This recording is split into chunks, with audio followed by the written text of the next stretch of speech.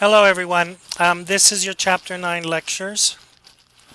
If you haven't done so, please make sure you read the book. Again, make sure you read this chapter. Chapter 9 deals with communication and relational dynamics. For most of the stuff that we will cover in this class, it is going to be talking mainly about romantic partnerships. Okay? Some of this does translate over into friendships, others will not. Okay? I'm going to post a discussion question and ask you why is it different for families. Okay, so please make sure that you do your discussion boards. Okay, I need to write this info down before I forget it myself.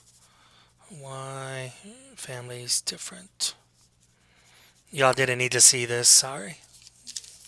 Whatever. All right, let's move into chapter 9. It is pretty small, but it just talks about basically why we form relationships.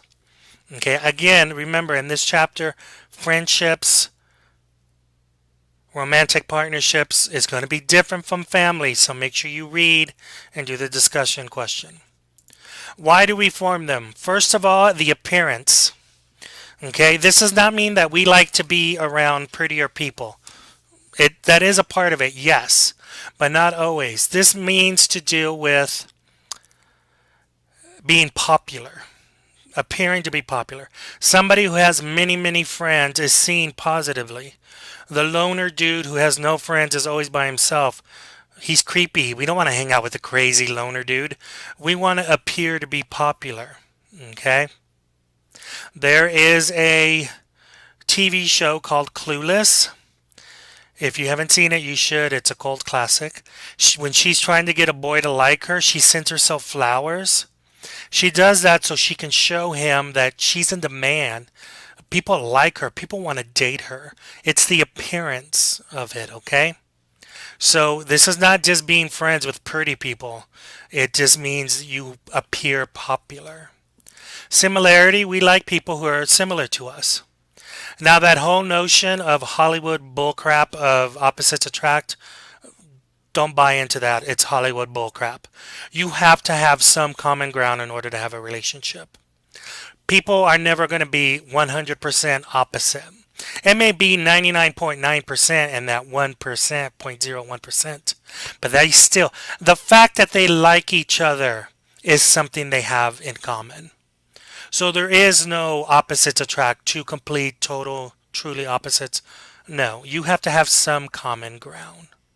Okay? Complementary just means they complement you. That whole Hollywood bullcrap again of you complete me. Crap. Okay? Listen to Uncle Simon. It's crap. You do not need another person to complete you. You are a complete person yourself. If you don't like spending time with you, nobody else is going to want to spend time with you. If you don't like you, who else is going to like you? You want somebody who complements you, not completes you. So again, do not fall for that Hollywood bullcrap, ladies. Those, what is it, Jackie Collins, Danielle Steele bullcrap. It's nonsense. You do not need another person to complete you. Remember, this was the fallacy of helplessness. It takes somebody else to help you to be happy. I'll never be happy until I'm married. Bull. You can be happy on your own. Look at me. It's quarantine. I love this. I don't even have to look at none of y'all. I don't have to talk to none of y'all. It is heaven. And I'm getting paid, y'all. Yeah, son. So this is awesome. I'm happy alone. I don't need another person to complete me. I want somebody who will complement my crazy. Okay? Reciprocal attraction. We like people who like us. If you like me, I'm going to probably be your friend. Now, this doesn't always happen. Remember, there are times when you don't like everybody. Maybe they're funny looking. Maybe they got crooked eyebrows. I don't know. Something's just off. The fallacy of approval. Everybody has to like me. No. Not everybody has to like you, and you are not going to like it. Just because you don't like them doesn't mean they're a horrible person. There's just something about them that you don't like. Maybe you get a bad feeling or something. I don't know. But you're not going to like everybody. All right. So remember that with reciprocal attraction. We do tend to like people who like us, though. Okay.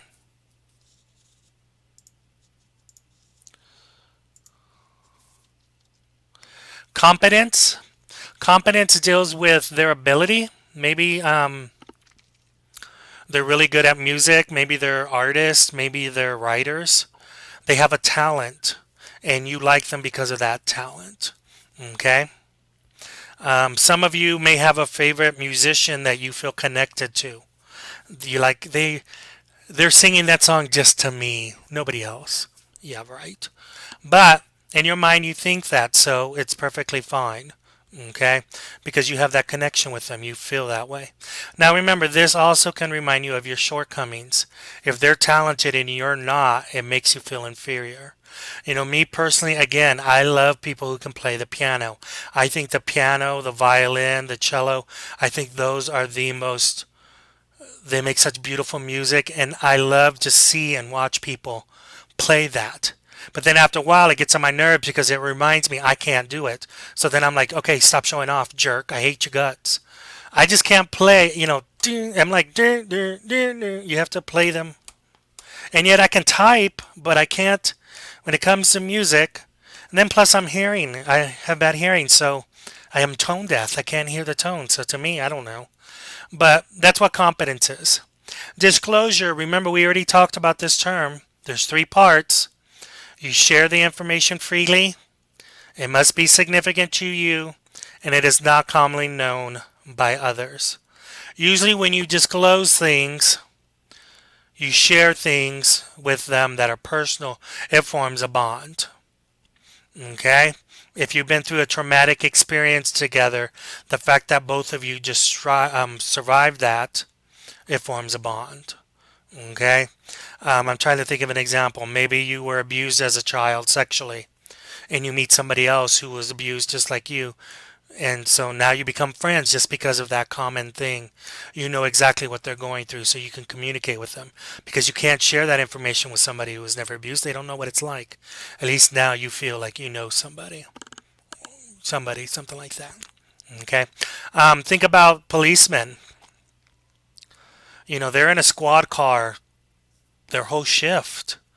They start talking, they share information, they develop a bond. Their lives are in each other's hands. Okay? Proximity again is just like proxemics, the location. Some of you may be at work and you develop a relationship with your coworkers. Outside of work though, you would never hang out with them. You may see them at Walmart and say hi, but no, it's only because at work, your work friends, you both hate somebody that you work with. So that bond, oh, I hate her guts. Don't you hate her? I hate her too. What a slut. You form that bond because of that location. Okay? And then rewards. Rewards is what do you get from the relationship. Again, this could be like intrinsic rewards, just your companionship, your friendship. But this is also, maybe they give you stuff. My best friend in high school had a car. I didn't have a car. He did, so he drove me everywhere. He drove me to practice. He drove me to school. Hey, buddy. So, I mean, yes, whatever. Judge me all you want. But that is an example of why we form relationships. These reasons, I highly encourage you to learn some of them. This is part one. Please make sure you watch part two.